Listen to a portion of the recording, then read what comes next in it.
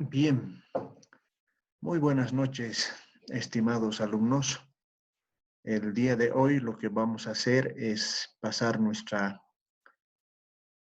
clase acostumbrada correspondiente a la materia de Economía Fiscal 2. Hoy día tenemos dos actividades programadas. La primera de ellas tiene que ver con la materia propiamente dicha, pero también vamos a aprovechar para que les explique cómo va a ser la modalidad del examen, ¿ya?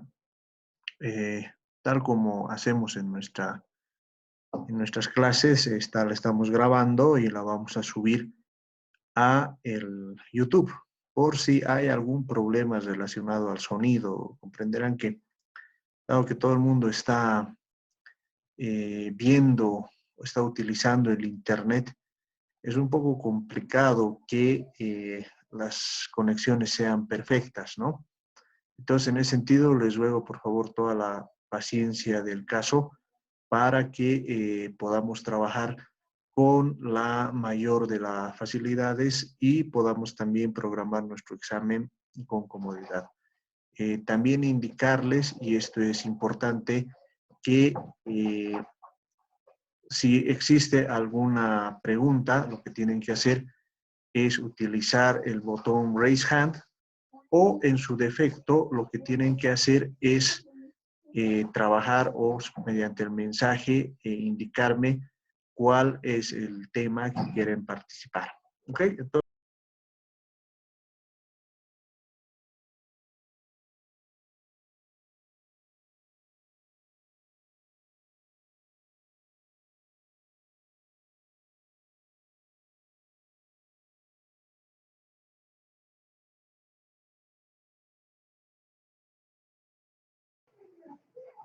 como les he indicado, en realidad lo que vamos a ver en esta clase es dar continuidad al tema del modelo ISLM.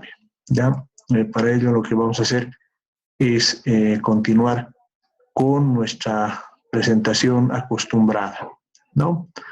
A ver, ¿cuál es la idea en realidad? Y como ustedes han podido ver en el modelo ISLM, es que podamos graficar y podamos ver cuál es el equilibrio que se alcanza en el mercado de bienes y el mercado financiero. Esto es el mercado de dinero, ¿no? Hemos visto cómo se construye la curva IS a partir del análisis que podamos tener del equilibrio entre ahorro e inversión, o esto es los distintos niveles mediante los cuales los mercados se vacían, ¿no? Es importante establecer que en el análisis de la curva IS, por si acaso, no estamos hablando necesariamente de pleno empleo. De hecho, en realidad, lo que se ve en el modelo ISLM es que pueden existir distintos niveles distintos o diferentes al pleno empleo, ¿no? En ese sentido, el uso permanente de todos los recursos no es una condición necesaria para que funcione la economía. Para ponérselos gráficamente y para utilizar un ejemplo de candente actualidad, no necesariamente cuando se libere la situación de pandemia o cuando se restablezca un equilibrio, no es que necesariamente vamos a volver al equilibrio que teníamos, por darles una idea, en el mes de septiembre del año pasado.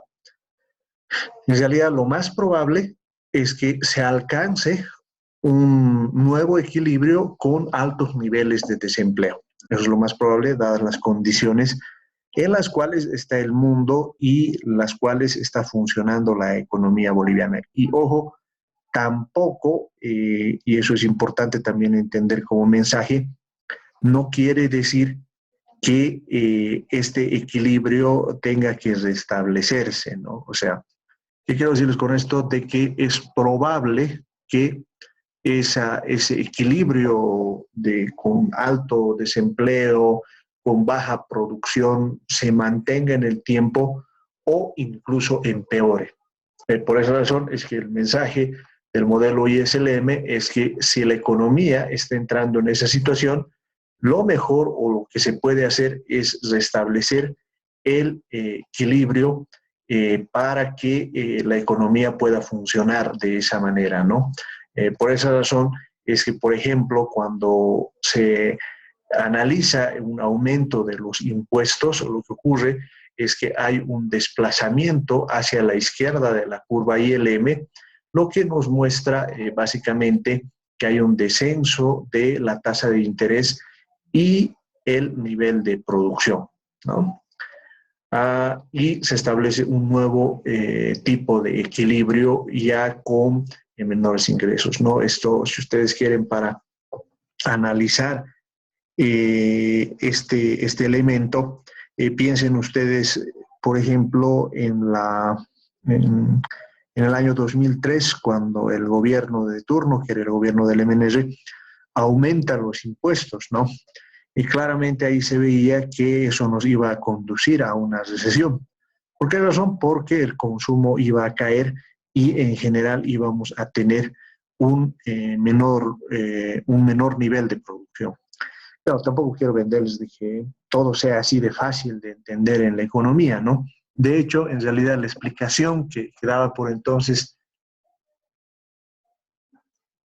el presidente Sánchez de Lozada radicaba en que los ingresos que se iban a obtener mediante ese impuesto iban a permitir apalancar los créditos y donaciones de los organismos internacionales que iban a permitir al país generar un mayor incremento de la demanda agregada, un mayor incremento del nivel de producción. Esa era la explicación que daba el presidente y en cierto sentido tenía razón, ¿cierto? O sea, en otras palabras, la curva IS se iba a desplazar a la izquierda, pero con el concurso de la cooperación internacional, con los créditos que iban a llegar, íbamos a tener un desplazamiento hacia la derecha, incluso de la curva LM, porque íbamos a tener un aumento en términos de dólares que nos iban a situar, si ustedes quieren, en este punto en el cual íbamos a tener un mayor nivel de producción. Ese era el plan,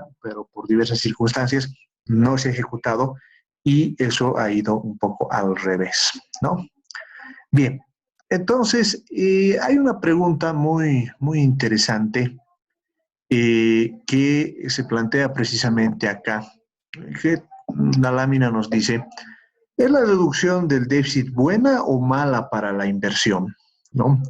A ver, si nosotros otra vez volvemos a nuestra curva LM, la básica, lo que una reducción del déficit puede darse mediante un aumento de los impuestos, como hemos analizado, ¿no? Manteniendo constante el gasto, o una reducción del gasto manteniendo los impuestos. En ambos casos, lo que va a ocurrir es que hay un desplazamiento de la curva IS a la izquierda, ¿no?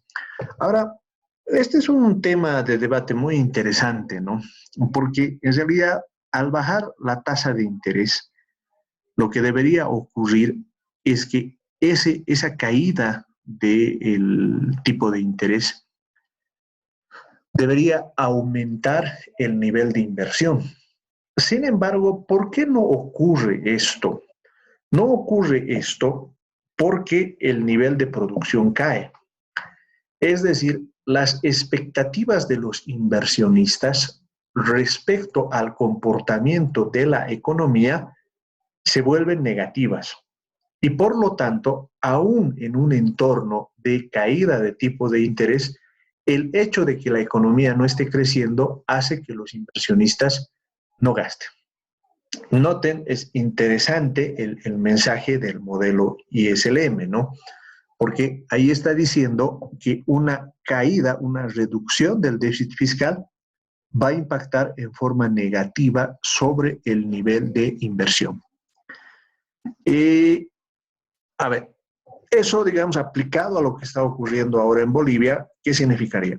Que si hay una expectativa negativa, una caída del nivel del producto, Aun cuando bajemos las tasas de interés, lo que va a ocurrir es que la inversión no va a aumentar. Primer mensaje.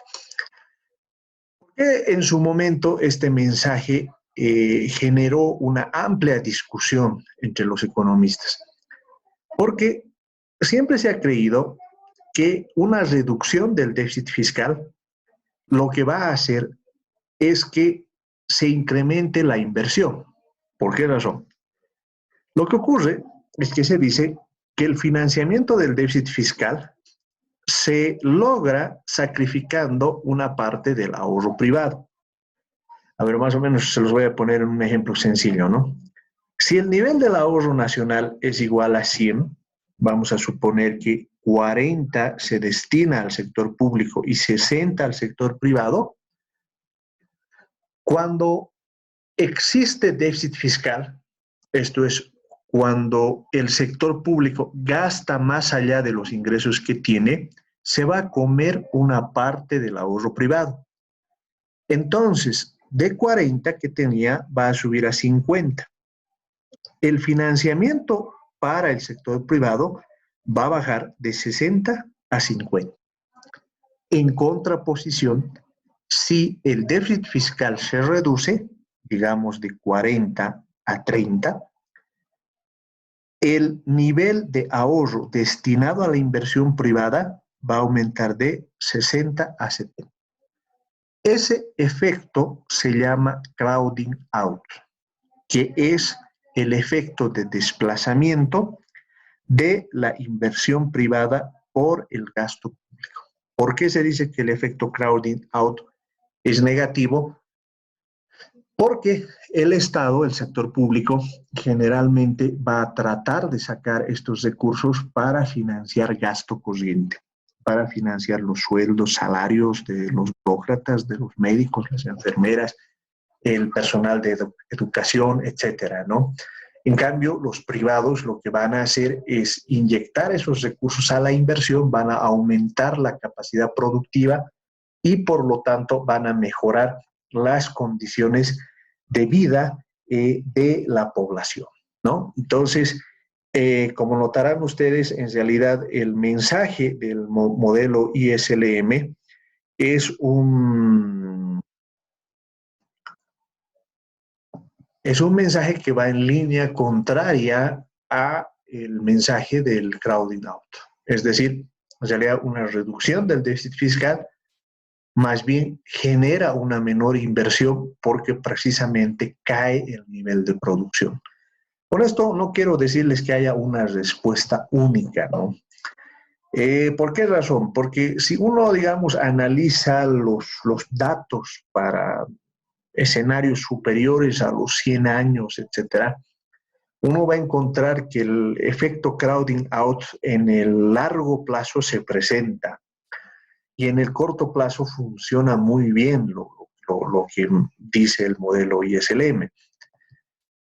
El problema radica en que ambos elementos hay que saber analizarlos en el momento preciso en el que uno se encuentre, ¿no? Para no dejarles con la duda, por ejemplo, en mi opinión, en estos momentos, reducir el déficit fiscal con la esperanza de que la inversión privada aumente y sustituya la inversión pública es un error. Entonces eso no va a funcionar. ¿Por qué? Porque en realidad estamos asistiendo a una caída de la demanda agregada o una caída del Producto Interno Bruto, no solo por la reducción del gasto público, sino por factores externos. Entonces, por una situación de parálisis de la economía. Entonces, sería un completo error en estos momentos pensar que la reducción del déficit fiscal pueda llevarnos alternativamente a un aumento de del nivel de inversión. Concretamente, mi respuesta sería que la reducción del déficit fiscal es mala para la inversión. Bien. Podemos ver otra pregunta, por ejemplo, ¿qué pasa cuando el Banco Central adopta una expansión monetaria, es decir, aumenta la oferta monetaria a través de las operaciones de mercado abierto? ¿qué efecto tendrá la expansión monetaria en la producción y el tipo de interés? ¿No? Utilizando el modelo ISLM, ahí se puede ver con absoluta claridad que un desplazamiento hacia la derecha de la curva LM lo que va a hacer es aumentar el nivel de producción y va a disminuir el tipo de interés, ¿no? Es de hecho lo que permanentemente hace la Reserva Federal Norteamericana. Por esa razón, si ustedes quieren un tip de economista, en todos los periódicos, en los informes internacionales, con frecuencia van a escuchar los cambios que existen en la tasa de interés norteamericana, en el tipo de interés de la Reserva Federal. Entonces, viendo su tendencia, ustedes pueden ver fácilmente qué es lo que quiere hacer la Reserva Federal, ¿no? Si, por ejemplo, cambia su tasa de interés de 0.5 a 0.75%, ahí van a notar rápidamente que lo que está buscando la Reserva Federal es contraer la demanda agregada, porque seguramente está viendo algún problema relacionado a la inflación. Al revés, cuando la tasa de interés baje del 0.75 a 0.40, quiere decir que estamos frente a una política expansiva con el fin de aumentar la demanda agregada, ¿no? En estos momentos, por ejemplo, que estamos cerca a las elecciones presidenciales en los Estados Unidos, en una situación de coronavirus no controlada, en una situación prácticamente de depresión mundial, lo más probable es que la tasa de interés baje, ¿no? El gran problema que se está viendo en el mundo es que estas tasas de interés son muy bajas. Entonces, si son muy bajas, estamos en la trampa de la liquidez. ¿Qué es la trampa de la liquidez? Aquella en la que la política monetaria pierde total eficacia. ¿Por qué pierde total eficacia? Porque las tasas de interés prácticamente son cero y por lo tanto la gente prefiere guardar su dinero, no gastarlo, y es lo que explica por qué para los keynesianos la política fiscal es más efectiva, en virtud a que puede generar movimientos en el nivel de demanda agregada, ¿no? Bien, entonces, por ejemplo, lo que podemos ver acá es lo que acabo de explicarles. Teníamos un equilibrio en A. Lo que hacemos después es, tras el aumento de la oferta monetaria, lo que ocurre es que la curva LM se desplaza y hay un nuevo equilibrio con menos tasas de interés y con un aumento de la producción, ¿no? Si ustedes quieren, es el secreto de la administración de la cantidad de dinero en una economía, ¿no? Acá lo que tenemos es una síntesis de los efectos de la política fiscal y monetaria, ¿no? Podemos sintetizar que una subida de impuestos va a desplazar la curva IS a la izquierda, no hay ningún cambio en la curva LM, el nivel de producción va a bajar y los tipos de interés o las tasas de interés también van a caer. Una reducción de impuestos, esto es poner más dinero en manos del público, va a hacer que la curva IS se desplace a la derecha, no hay ningún cambio en la curva LM, el nivel de producción sube y los tipos de interés también suben. Un aumento del gasto público va a desplazar a la derecha la curva IS, no hay ningún cambio en la curva LM, el nivel de producción sube y los tipos de interés también suben, ¿no? Una reducción del gasto público lo que va a hacer es un desplazamiento a la izquierda de la curva IS, el desplazamiento de la curva LM no tiene ningún efecto, hay una caída en la producción y los tipos de interés también caen. Una expansión monetaria no tiene ningún efecto en la curva IS, la curva LM desciende, aumenta la producción y bajan los tipos de interés. La reducción monetaria no tiene ningún efecto en la curva IS, hay un efecto ascendente de la curva LM, la producción baja y los tipos de interés también suben, ¿no es cierto? Entonces, El mensaje, pese a la aparente complejidad del modelo ISLM, en apariencia es sencillo, ¿no es cierto? Si tu economía está en recesión, aumenta el gasto público, aumenta la cantidad de dinero en circulación y vas a lograr que la economía se expanda, ¿no? Entonces, en ese sentido, esta herramienta ha sido durante muchos años utilizada y sirve para que se pueda mantener a raya el nivel de producción, bajar el desempleo y hacer caer los tipos de interés, ¿no es cierto? Hay que ver, y una discusión precisamente desde el año 2008 a nivel mundial, es si estos instrumentos todavía alcanzan para responder a las modernas crisis económicas que están ocurriendo, que están presentes desde esa época, ¿no? En estos momentos, por ejemplo, pensar que únicamente el aumento del gasto público pueda hacer que la economía remonte y vuelva a las tasas de crecimiento de antes del escenario de la crisis del COVID es un elemento todavía en discusión. ¿Ok? Bien, acá vamos a ver una combinación precisamente de políticas económicas. Esta combinación de políticas económicas del presidente Bill Clinton y de Alan Greenspan es una situación muy interesante, que es lo que ha pasado precisamente en los Estados Unidos, ¿no? El dilema político de 1992, precisamente cuando Clinton gana, ¿no? Es la época de la famosa frase que Clinton utilizó, que decía es la economía estúpido, ¿no? Bueno, más allá de del calificativo que se dan, en realidad lo que ellos querían decir es que la economía define las elecciones, ¿no? Y eso, por si acaso, en los estudios econométricos que se han hecho, se ha demostrado que es verdad, ¿no es cierto? Si, digamos, todos los presidentes, sea del color que sea, siempre aspiran a la reelección. En parte lo hacen por miedo, porque todo presidente eventualmente puede ser enjuiciado, y en parte también porque el manejo del poder les da acceso al grupo que se presenta a rentas que en otra ocasión no hubiesen tenido, ¿no? En algunas ocasiones de forma grosera, ¿no? Como se ha visto recientemente tras el escándalo de los respiradores, ¿no?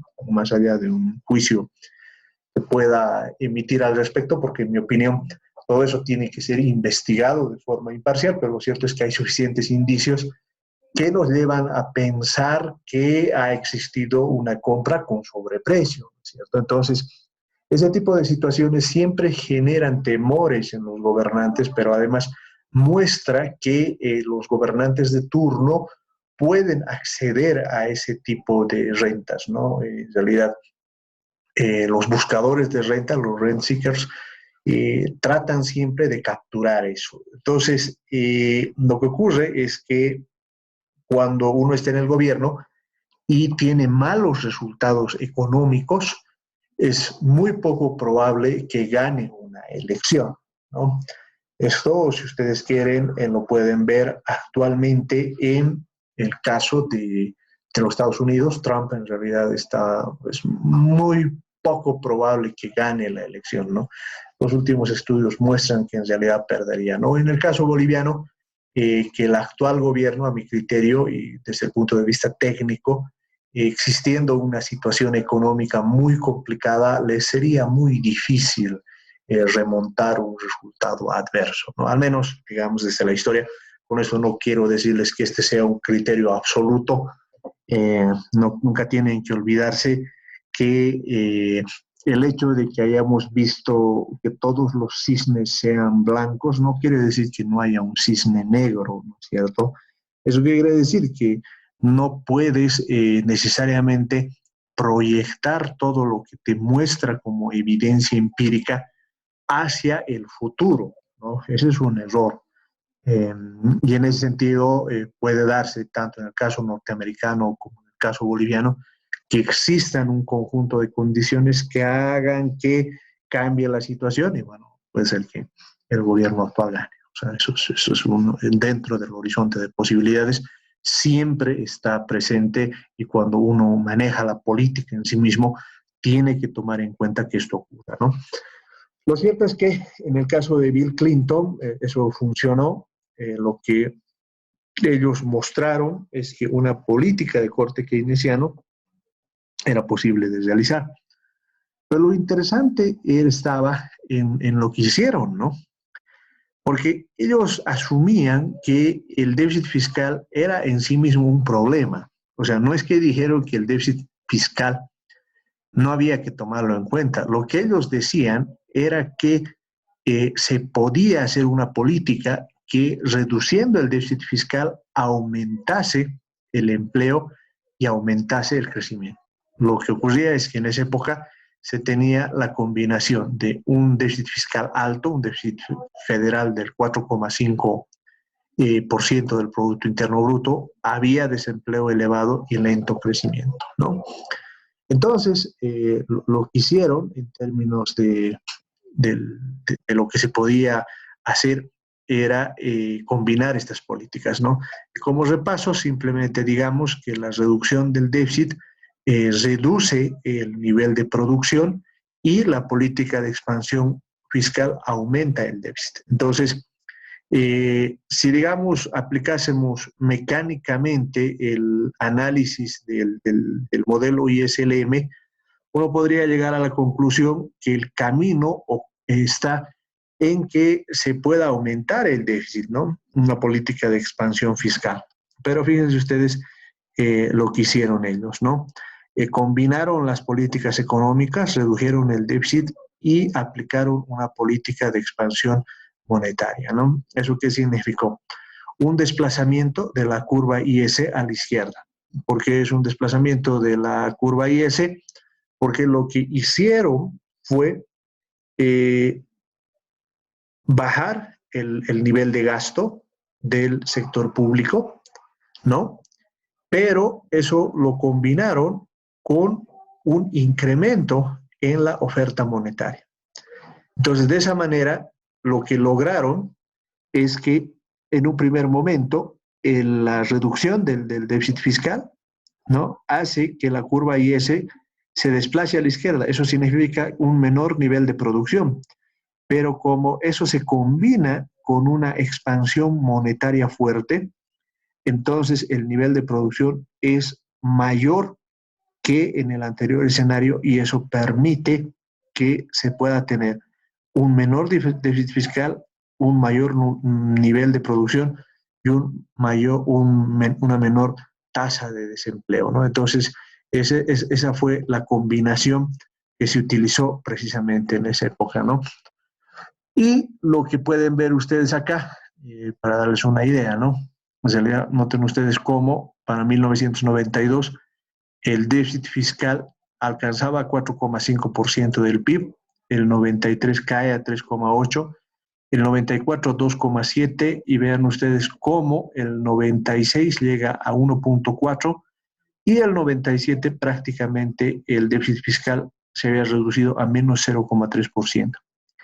Y el Producto Interno Bruto, noten ustedes que mientras el déficit fiscal caía, lo que estaba ocurriendo es que para el 93 se tenía una tasa del 2,3%, para el 94 3,4% y para en 1997 estábamos hablando de un 3,9%, ¿no? En el camino lo que se logra es que de una tasa de interés del 5,75% a 1994 cae al 3,3%, ¿no? Entonces, esta combinación de políticas económicas más bien muestra que el camino que eligieron de reducir el déficit fiscal y aumentar la cantidad de dinero fue una política acertada y esa fue una de las razones por las que Bill Clinton fue reelegido por 2 periodos consecutivos, ¿no?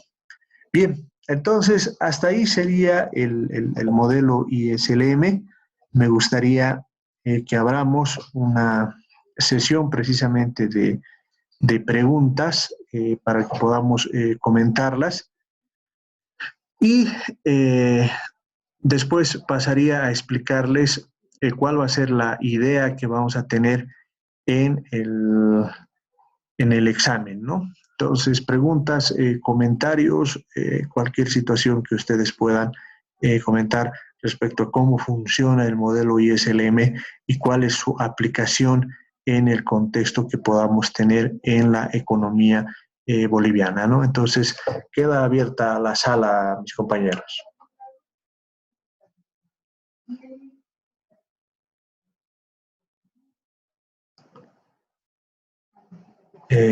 Bien, tenemos por acá, a ver, déjenme ver. Aquí está. Carlos Alberto nos está pidiendo la palabra. Muy bien. Carlos, adelante con tu comentario. Licenciado, ¿cómo está? Buenas noches. Bueno, una consulta respecto al modelo ISLM. En el cuadrito que nos estaba mostrando de todas las políticas y sus efectos que tenía, había una parte que me llamó la atención respecto a los impuestos.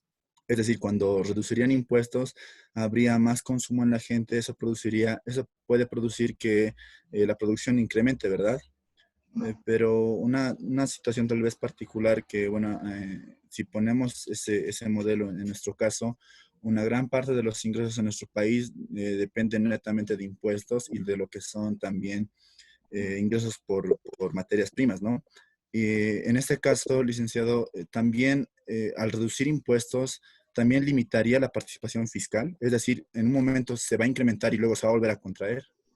Esta era mi precisión, licenciado. Bueno, muchas gracias, ¿no? Es que mucho depende, ¿no? A ver, lo que ocurre es que en los modernos análisis se incluye bastante el papel de las expectativas que puedan existir en una economía, ¿no? Por ejemplo, fíjate que ahora los impuestos han bajado, ¿no? Han bajado porque se ha hecho una prórroga en términos del IVA, del IUE, etcétera, ¿no? Pero fíjate que hay aspectos muy interesantes, ¿no? En primer lugar, no es que la tasa ha bajado, no, lo que se ha hecho es una prórroga en el pago de estos impuestos. Entonces, ahí hay una suerte de equivalencia ricardiana que hay que lamentablemente no se la ha analizado en toda su profundidad, ¿no? ¿Qué es la equivalencia ricardiana? Quiere decir que la gente, cuando le bajas los impuestos, calcula que en el futuro los vas a volver a subir. Entonces, lo que le estás bajando de impuestos lo ahorra. ¿Por qué? Porque sabe que en el futuro le vas a cobrar. Entonces, el efecto en el consumo es nulo. Y es un poco lo que ha pasado ahora, ¿no? En realidad, el diferimiento del IUE, precisamente que ya termina en mayo, este fin de mes va a haber una recaudación positiva. Tú estabas en abril, o las empresas estaban en abril, y estas empresas consideraban que no era aconsejable no gastar esa plata. ¿Por qué? Porque en mayo igual les van a cobrar, que efectivamente está ocurriendo actualmente, ¿no? Y por otro lado, también está la expectativa respecto al nivel de producción. Si, digamos, consultas a los microempresarios, cuál es su expectativa respecto al futuro inmediato de la economía, vas a notar que la mayoría considera que van a haber problemas. Entonces, como van a haber problemas, lo que la gente plantea, lo que la gente ve en el futuro, es que eso va a tener su impacto en el nivel de consumo. Entonces, de nuevo, ajusta su consumo en función a la expectativa que tienen, ¿no? Un poco algo así como las teorías de consumo permanente friedmanianas, ¿no? Lo que importa no es tanto el presente, sino la expectativa, cómo combinas con el futuro. Entonces, si ves, digamos, que en el futuro tu consumo se va a reducir porque vas a tener un menor ingreso, entonces ahorras en este momento para ver lo que pueda ocurrir en el futuro, ¿no? Por esa razón es que en mi criterio es algo que alguno de ustedes me diga, bueno, pero puede ocurrir esto, yo lo veo muy complicado. Yo lo veo muy complicado porque en realidad todo se está configurando lamentablemente para una crisis económica muy fuerte, ¿no? Y la verdad, los elementos que hacen a esta crisis, el momento en el que se desatan, actúan de una forma destructiva muy potente, ¿no? Y que la mayoría de la gente no lo va a entender, ¿no es cierto? Porque ¿cómo lo vas a ver? Que de pronto te quedes sin empleo, que ya no vendas, que ya no puedas pagar los créditos, son situaciones muy desesperantes que, en mi opinión, desde estas herramientas que estamos aprendiendo, se podrían actuar. Bien, tenemos también la participación de Edgardo Pavón. Adelante, Edgardo.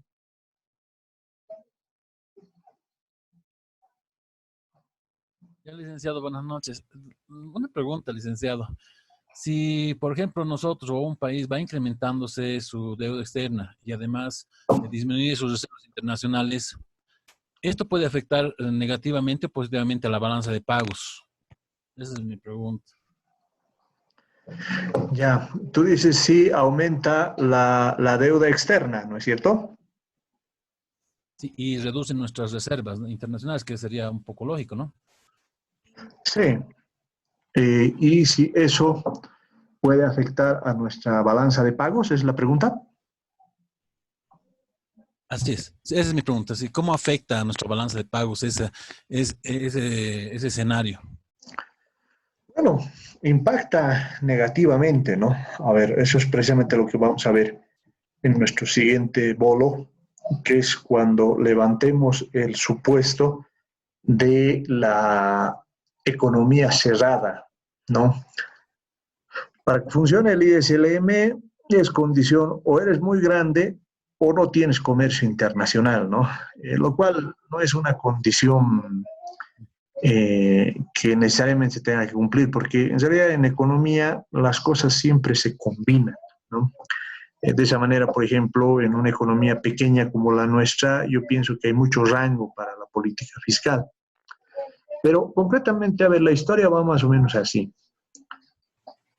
Cuando existe un alto déficit fiscal, quiere decir que el sector público está gastando más allá de sus ingresos, ¿ya?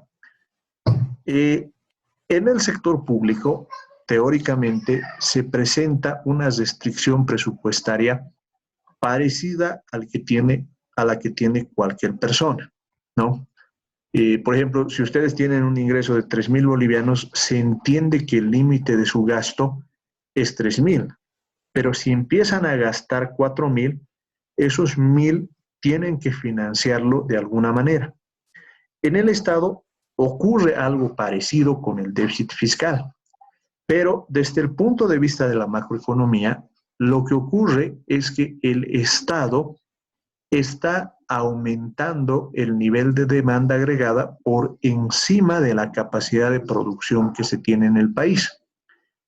Esa capacidad de producción, por un lado, se financia con deuda, ¿ya? Y por el otro lado, lo que hace es que aumenten las importaciones.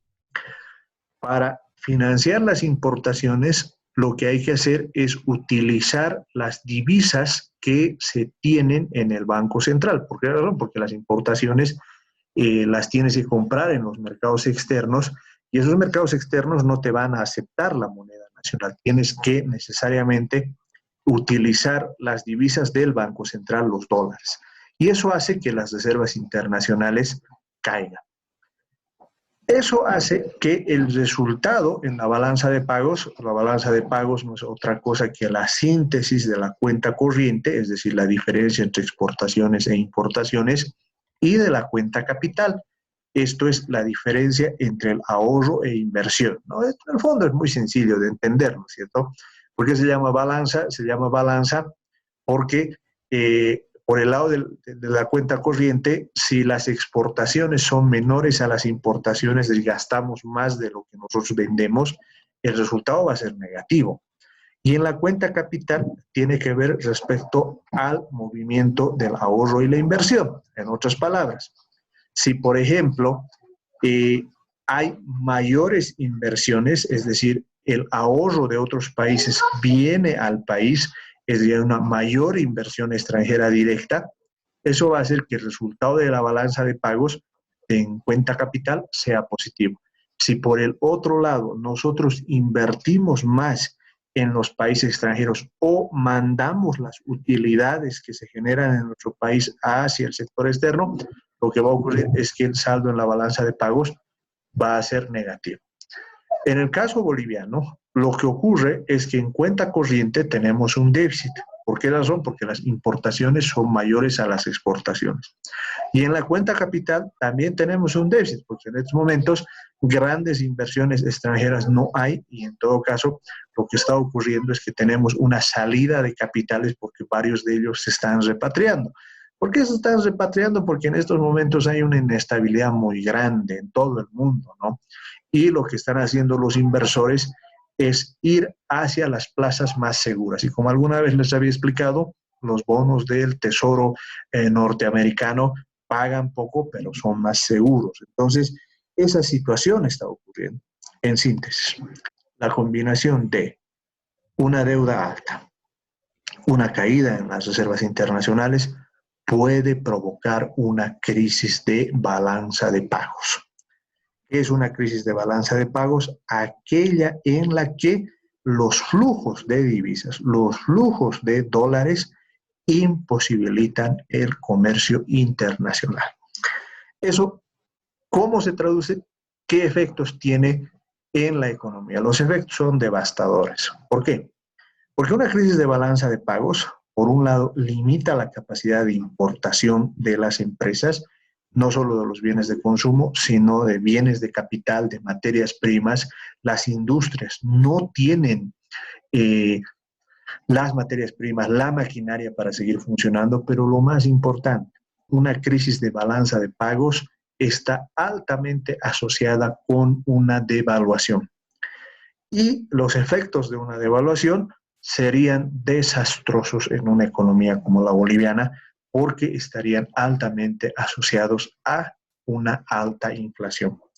Por esa razón es que yo recomiendo que en estos momentos el manejo de la política económica tiene que ser muy fino.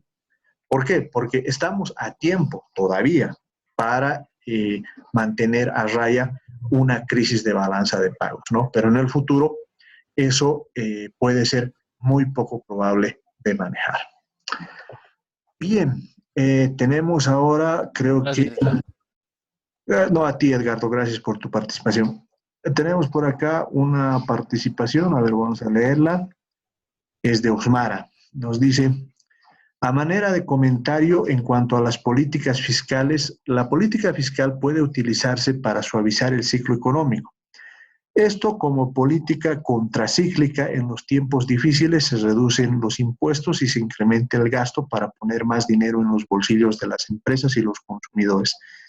En los buenos tiempos el gasto se reduce y se elevan los impuestos. Hoy en día la política fiscal desempeña un papel más protagónico en la estabilización económica que en el pasado porque los bancos centrales en muchos países han avanzado, se han recortado las tasas de interés hasta niveles muy cercanos a cero y están poniendo a prueba los límites de la política monetaria, ¿no? ¿Eso qué quiere decir? Me parece muy acertado el comentario de Osmara. En realidad, lo que está ocurriendo es que las políticas de dinero barato están alcanzando su límite, ¿cierto? Porque las tasas están cercanas a cero, hay el peligro de una trampa de liquidez, hay el peligro de deflaciones en todo el mundo y eso puede generar un problema de límites de inutilidad de la política monetaria, ¿no? Entonces, ahí el papel de la política fiscal es cada vez más relevante, ¿no? Lo cual, por si acaso, no quiero decirles que sea la solución para todo, ¿no? ¿Por qué razón? Porque en los países más grandes, el gran problema de una política fiscal expansiva es que pueden convertirse en escenarios de inflación. ¿Por qué en escenarios de inflación?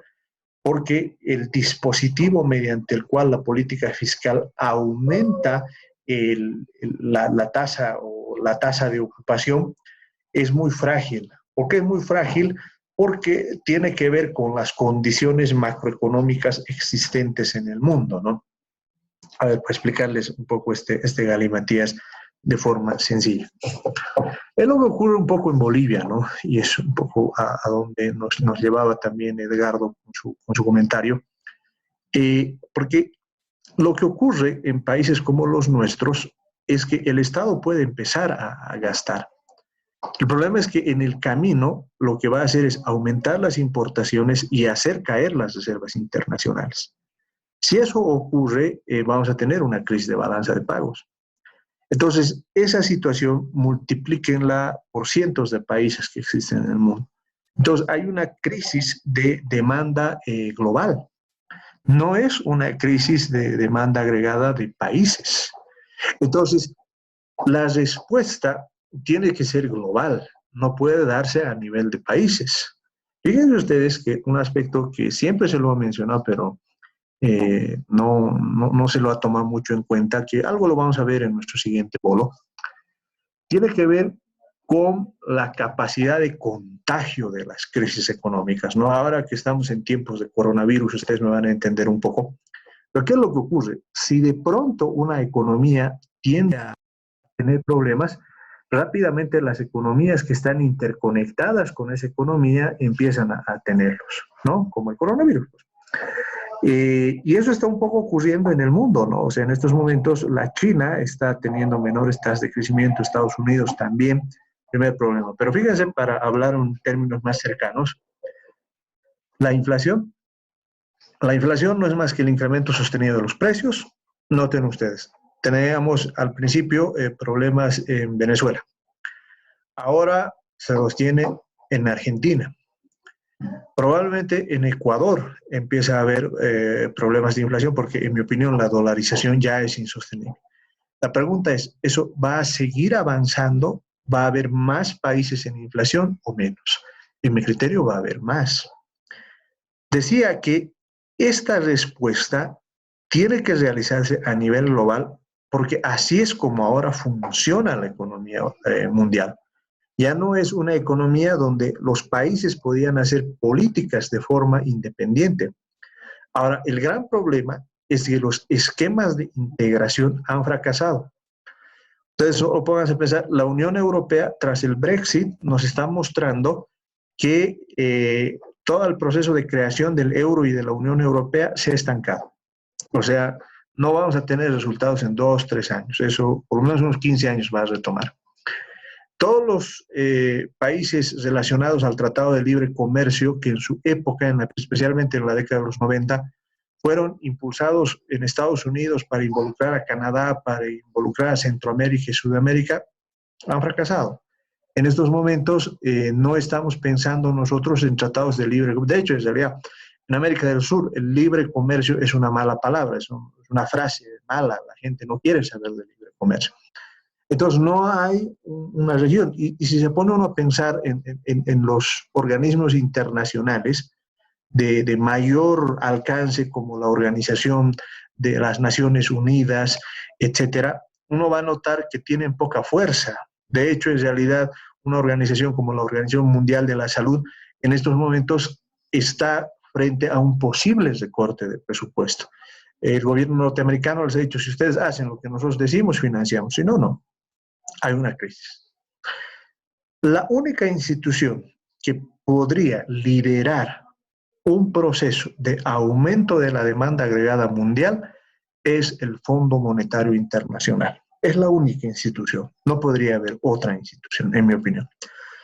El Fondo Monetario Internacional es consciente de un poco lo que les estoy diciendo. Ellos se dan cuenta que en realidad la magnitud de la crisis actual exige una respuesta coordinada de un gigantesco banco central como es el Fondo Monetario Internacional. Lo de malo es que el Fondo Monetario Internacional es una institución, es algo así como la monarquía de hace 2 siglos, ¿no? Para que cambie se necesita una revolución muy grande. Y yo tengo el temor de que no cambie a la velocidad suficiente. El Banco Mundial ya ha dado señales, pero son de nuevo señales muy tímidas, ¿no? Por ejemplo, en lugar de proceder a condonar las deudas de los países emergentes, las han diferido, que de nuevo es lo mismo. O sea, el diferimiento nunca es solución. Y ahora, por ejemplo, en el caso boliviano, ustedes lo están sintiendo con el tema de las deudas de las familias. Las deudas de las familias, el famoso diferimiento, no ha funcionado. ¿Por qué no ha funcionado? Porque ocurre que los bancos ya querían cobrar desde junio, no lo van a hacer desde junio, van a tardar unos cuantos meses, pero igual la misma plata se va a pagar. Es un error haber planteado de esa manera, en mi opinión. Debió haberse mantenido el espíritu de la ley original, que era el de condonación de intereses. Bien, si no hay más preguntas, lo que vamos a hacer ahora es precisamente que podamos trabajar un poco el esquema de una prueba del primer parcial, para lo cual les voy a mandar precisamente ahora un link, ¿ya? Un link a nuestro chat, precisamente, o sea, la idea del parcial es que podamos trabajarlo de esta manera, ¿no? En realidad les voy a mandar un link como el que ustedes tienen, y lo que tienen que hacer es responder el examen, ¿no? Ahora les voy a explicar cuál es más o menos la idea mediante la ayuda de Zoom, ¿no? A ver. Tienen más o menos ustedes, la pantalla es parecida, lo que pasa es que esta es la pantalla del editor, que en este caso soy yo, ¿no? ¿Cuál es la idea? La idea es la siguiente. Por les decía que es probable, esto me tienen que ayudar como es una prueba. A ver, esto debería pedirles una dirección de Gmail. No debería pedirles, no debería permitirles otra dirección, pero ahí hagan la prueba. En realidad hay que probarlo, ¿no? ¿Por qué razón? Porque si entrasen con otra dirección, existe la posibilidad de que me den dos pruebas, ¿no? Y no es la idea que den dos pruebas, la idea es que den una sola, ¿no? Lo que tienen que cargar es su dirección de correo electrónico, su apellido paterno, su apellido materno y sus nombres si corresponde, ¿no? Y luego lo que van a hacer es responder en una pregunta de selección múltiple, por ejemplo, ¿qué es la política fiscal? Aquí las opciones es el manejo de la cantidad de dinero, es el manejo de la demanda agregada mediante los ingresos y gastos del sector público, es el manejo del gasto público para aumentar el producto. Entonces, acá lo que tienen que hacer es responder la respuesta correcta, ¿no? En el modelo ISLM, un aumento del gasto implica un descenso de la actividad productiva y un aumento de la tasa de interés. Opción B, un aumento de la actividad productiva, descenso de la tasa de interés y caída del desempleo. Un desplazamiento a la izquierda de la curva LM acompañada de un aumento de la oferta monetaria, ¿no? En esta modalidad, que ven bastante sencilla, por si acaso, le estoy dando una puntuación. Así que, en teoría, lo que tendría que ocurrir es que puedan establecer un puntaje. Entonces, la prueba que quiero hacer es que si esto nos funciona, ustedes ya sepan su nombre al finalizar la prueba, ¿no? Entonces, eso nos va a dar una medida de cómo estamos trabajando, ¿no?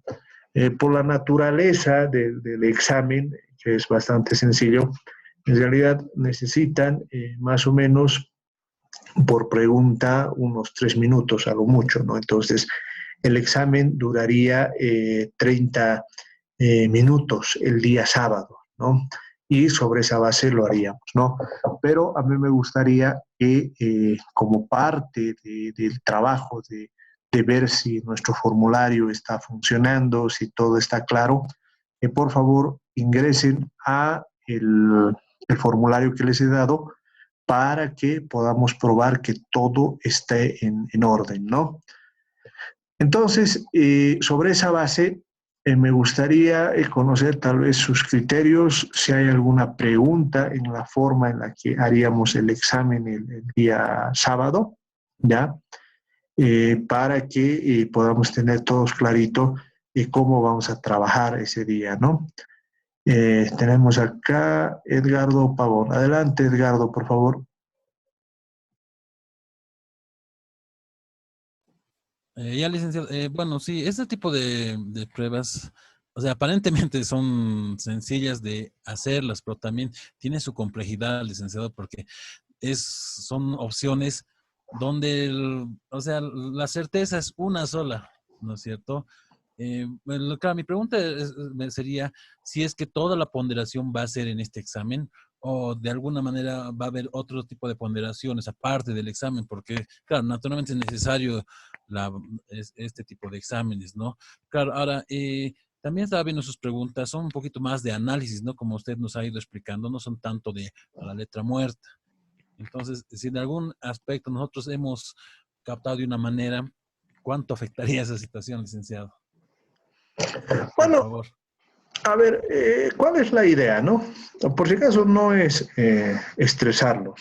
La idea es que las preguntas van a ser cerradas. ¿Esto qué quiere decir? Que no voy a poner preguntas ambiguas, ¿ya? La idea es, digamos, que medir el nivel de comprensión que puedan tener respecto al avance de la materia, ¿ya?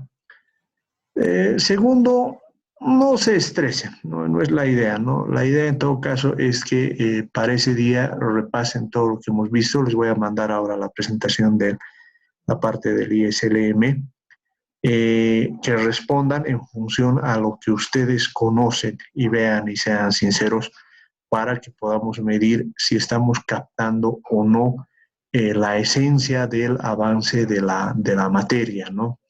Generalmente, digamos, lo que hacíamos en esta etapa del curso es hacer trabajos grupales, ¿no? Un poco nos ha ganado el tiempo, la forma, el cambio abrupto que tenemos, la verdad. Yo tenía la esperanza que el coronavirus se vaya y otra vez estemos en las aulas. Me parece que se va a quedar y es probable que terminemos el, eh, el semestre de esta manera, ¿no? Entonces, lo que vamos a hacer para que podamos tener una primera prueba es que este primer parcial lo vamos a dar de esta manera. Si mal no recuerdo, hay algunos que me han entregado sus trabajos, ¿no? Que habíamos hecho un primer trabajo, me entregaron algunos. Si no lo han hecho, los grupos que faltan, entréguenmelos para que podamos construir una nota que tenga lo de este primer parcial, más los trabajos que hemos ido dando a lo largo del semestre, ¿no? Que si mal no recuerdo era solo uno. Los que han entregado, siéntanse tranquilos, no va a haber ningún problema, ¿no?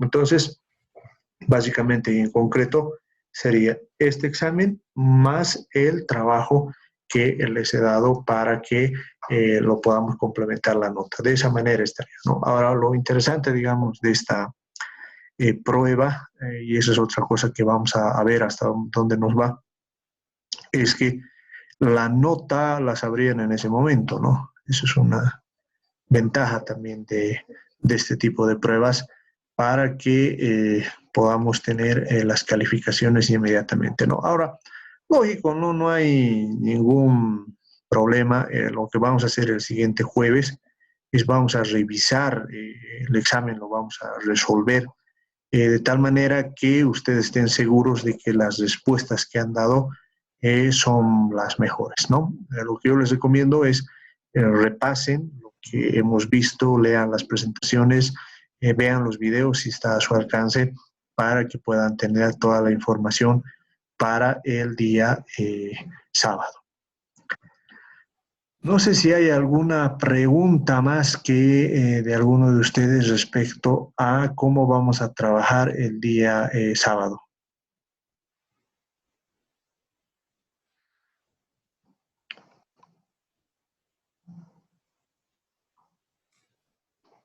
Perdón, licenciado, y el trabajo que si algunos grupos no han entregado, ¿hasta cuándo nos da tiempo para esta entrega? Si no lo han entregado, háganmelo llegar, por favor, hasta el día domingo.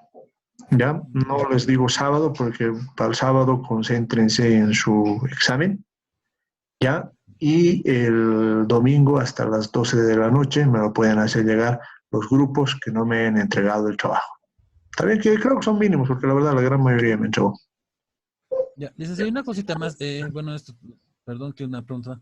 El tiempo de la duración del examen, claro, usted nos dice media hora. Yo le sugeriría, si es que puede ser más, no por la situación de que sea corto o largo el examen, sino ya ha pasado en algunas materias que algunos compañeros tienen problemas en ese momento de internet, que es lento. Ya ha pasado, ¿no? Que no carga o algo así. Y en media hora, hasta hacer el intento, se tarda pues unos 5 o 10 minutos. O sea, yo le sugeriría, ¿no? Unos 45 o máximo una hora. Claro, depende de la complejidad del examen que ustedes nos dan, ¿no? Pero media hora pienso que es un poquito, es muy corto el tiempo porque siempre hay ese problemita de la conexión al entrar. O algunos, inclusive su correo no da, que su contraseña no da. O sea, hay muchos aspectos que ha pasado en otras materias. Por eso le comento. Sí, no habría ningún problema, mis compañeros. En realidad, lo que podríamos hacer es que el examen sea de una hora, ¿ya? Lo que yo les sugiero precisamente para que no tengan ningún problema de esa naturaleza es que lo resuelvan que les he mandado, ¿no? En teoría, todo el proceso acaba cuando el sistema les da su puntuación, ¿no? Entonces, así deberían acabar, ¿no? Muchas veces algunos se olvida de enviar, etcétera. Entonces, la confirmación está en que les dé la puntuación. Esa es la forma en la que debe ser. Entonces, no hay ningún problema, podemos quedar en una hora, si les parece, empezaríamos a las 9 y recibiríamos todas las respuestas hasta las 10 de la mañana. Lo que sí, digamos, me gustaría, y por eso había elaborado esta prueba, para que ustedes puedan ver si funciona, si no funciona, si pueden cargar 2, 3 veces, etcétera, ¿no? Un poco para que me retroalimenten, para que no tengan ningún problema, ¿no? Bien, tenemos por acá también la participación de Leticia. Leticia, adelante, por favor.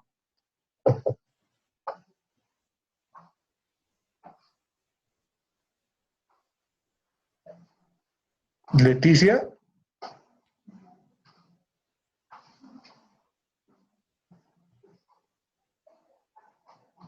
Bueno, creo que Leticia se desanimó de participar, ¿no? Si existe alguna cuestión, que hay alguna duda, algún comentario respecto a cómo está funcionando el formulario y todo eso, yo les voy a rogar que me lo hagan, eh, me digan, ¿no? A ver, Leticia no pudo activar su micrófono, nos dice, los que no tenemos grupo, ¿cómo podemos hacer el trabajo? No estoy pudiendo activar el micrófono.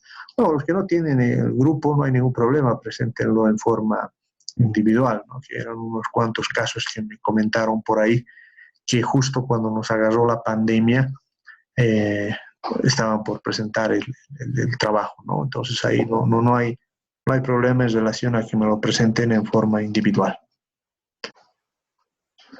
Muy bien, entonces mis compañeros, quedaríamos ahí. Yo les agradezco mucho su participación.